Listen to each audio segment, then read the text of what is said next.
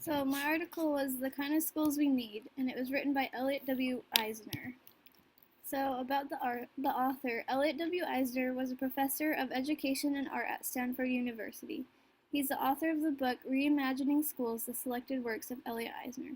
This article addresses the question, what kind of schools do we want really? So an overview of the topic is, there's a lot of interest in the quality of education in America, but there's also a lot of concern. People have been worrying that we care too much about standards and monitoring procedures.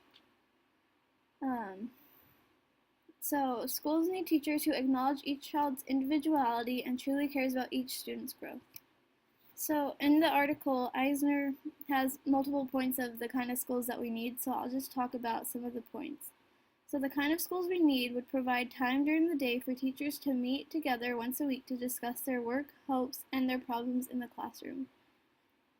They would need to make teaching a professionally public process.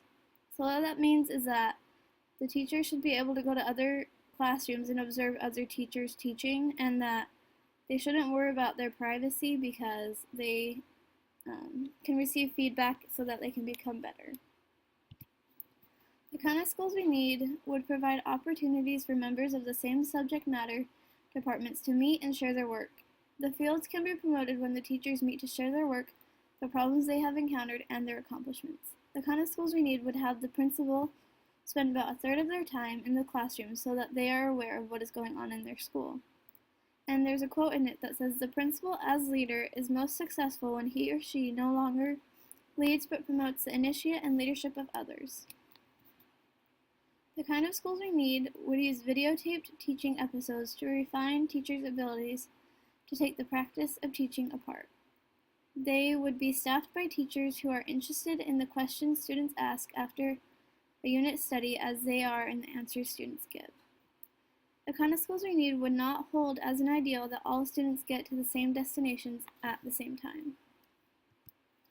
The kind of schools we need would take seriously the idea that a child's personal signature, his or her distinctive way of learning and creating, is something to be preserved and developed.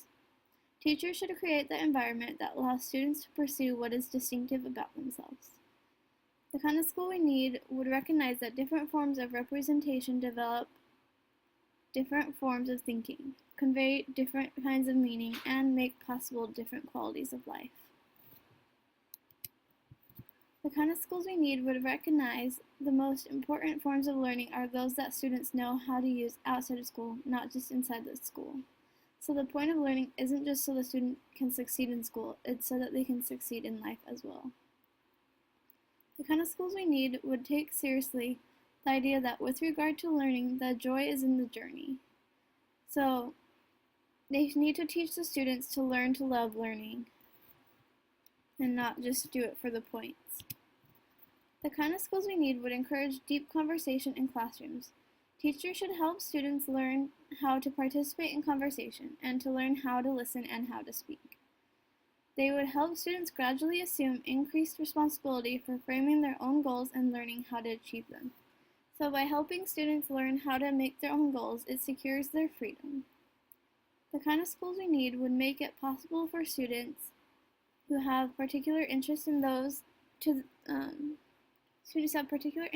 pursue those interests in depth and at the same time to work on public service projects that contribute to something larger than their own immediate interests.